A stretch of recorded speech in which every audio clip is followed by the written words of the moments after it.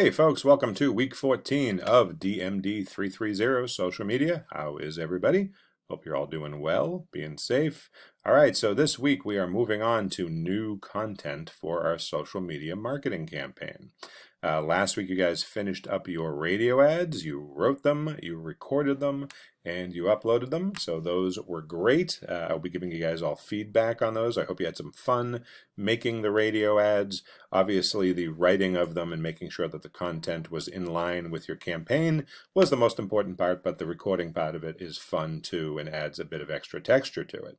Okay, so what are we doing this week? So week 14, we are moving on to digital displays, which is just a modern, more fancy word for billboards. Billboards, of course, originally used to simply be paper printouts that were rolled in sections up onto the board, and they could only display one advertisement at a time. The space on billboards is sold similar to ad buying in both radio and print. And so, of course, with old-fashioned billboards, you could only have one ad up on a billboard for a month at a time or 2 months at a time or whatnot. Nowadays, with digital displays, they're basically large computer screens, and they can change the image that is up there on a rotating basis, and therefore you can have many different ads that display throughout the day. So you guys are going to design a digital display to go along with your marketing campaign.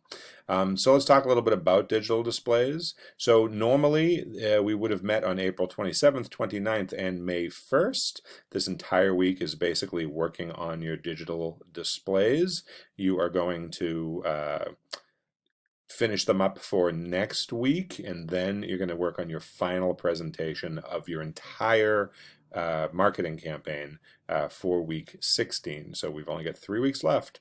So let's talk a little bit about the digital displays first. First of all, there is a bit of media. There is some reading. If you look on our class under assignments, you will find an announcement. Oops, sorry, under announcements, not under assignments. You will find an announcement for week 14, just says plain old week 14. And that takes you to a link for the history of billboard advertising, which is just this article here. This is just a little background reading, textbook reading, just to talk about how billboards came to be and how they began. And of course, they date back pretty far into history.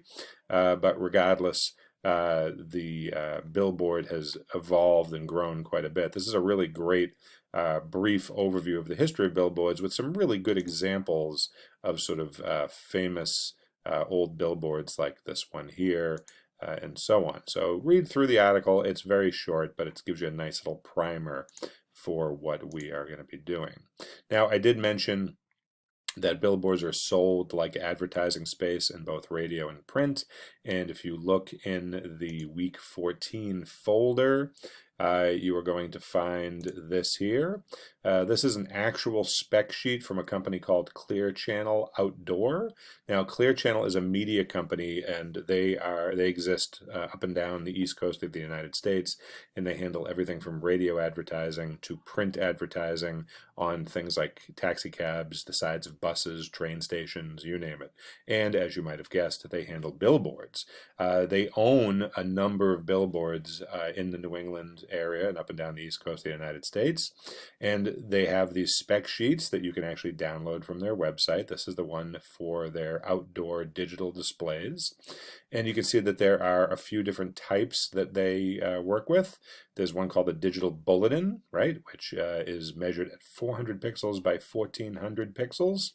And then the display size is the physical size, of course, varies. It depends on the actual physical screen, anywhere from 14 feet by 48 feet to 20 feet by 60 feet, and so on and so forth. So you're probably wondering, wait a minute, how can a 400 by 1400 pixel image, which is not very big, be displayed on a billboard that is 48 feet or 60 feet wide? And the reason for that is that resolution at that size, at the distance that these are generally viewed, is not that important. You don't have to have 300 pixels per inch like you do in print. You know, in print, if it's a magazine or a postcard or something, you can pick that up and hold it a couple of inches from your eyes. So of course the resolution has to be really good, otherwise it will look blurry or pixelated. But if you look at something from further away, it can be in much lower resolution, because your eye will sort of adjust for the difference in resolution. Now, billboards have two things going for them. They're physically large, and you don't see them up close. You see them from, many hundreds of feet away, usually while driving. So they can be fairly medium resolution and still look wonderful given those circumstances. Now, if you were to climb up the ladder to the top of the billboard and stand on this platform and take a really close look at the screen, all you would see is a bunch of golf ball sized colored dots, because the resolution is so low and therefore the pixels are very large. But again, as seen from a distance, they look great. Okay, so that's the digital bulletin. Then they also offer what they call a digital poster, which is more of a square type rectangle. It's not as long and thin as the digital bulletin. And then the last one is what's called a digital shelter. Now these, of course, are generally seen a little closer, which you'll notice the resolution is higher. For the digital bulletin, which is always, seen really far away, 400 by 1400. The digital poster, which is sometimes seen a little closer, but still pretty far away, 400 by 840. And then a digital shelter, you'll notice that the pixel density jumps pretty high to 1920 by 1080, which is kind of similar to the resolution you would see on a web graphic. And that's because these digital shelters are usually on the side of bus stops, inside malls, so you can in fact walk up to them and see them up close, and so therefore the resolution has to be bigger. So these are the specs.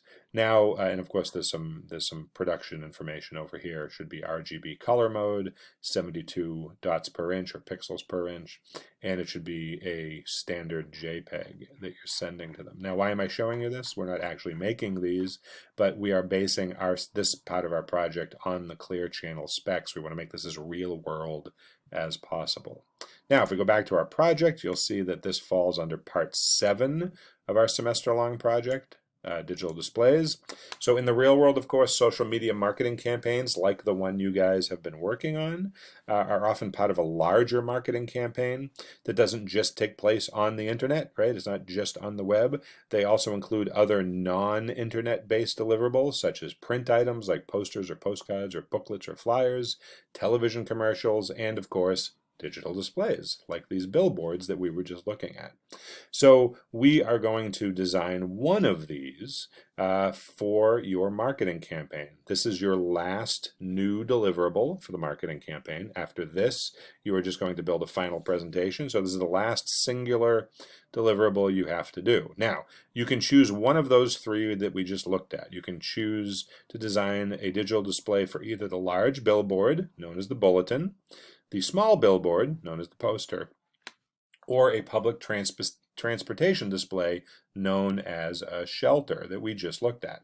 So you can pick one of those three. Your team can get together, decide which of the three you would like to design, and that's what you're going to design.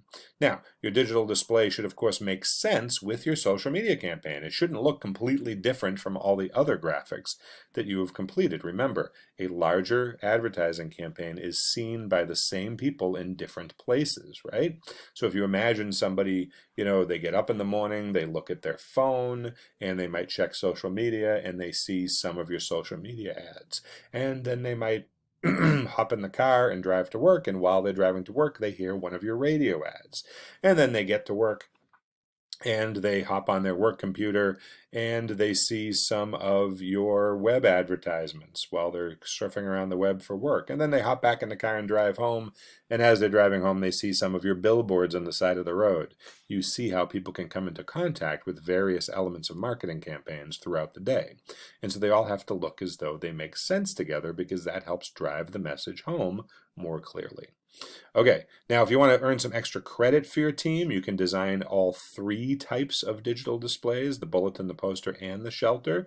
That's only if you want to earn some extra credit. I'm happy to give you guys some extra points, so you can certainly design all three. Now, if you are going to design all three, it should not be the exact same design in three different shapes. There should be something a little different about each one, okay? But again, you're only required to design one of them. So this is deliverable number 26. And of course, for the specifications, check out that Clear Channel document that I just showed you. Okay, so that's what you guys are working on this week. Let's take a look at the due date for that. So we go back to Canvas, back to assignments, and we'll go down here, and you'll see that deliverable 26, your digital displays, is due on May 8th at 9 a.m. So you've got plenty of time to work on these. So certainly consult with your team, figure out what you guys are going to do, and one of you, two of you, all of you, get working on this. Next, we'll be talking about the final presentation, which is due at the very end of the semester, around May 11th. We'll be talking about that soon in an upcoming announcement, so you guys have time to prepare for it, okay? All right, hope you're doing well, and if you need anything, you know where to find me. Certainly take advantage of my online office hours, and I will talk to you soon.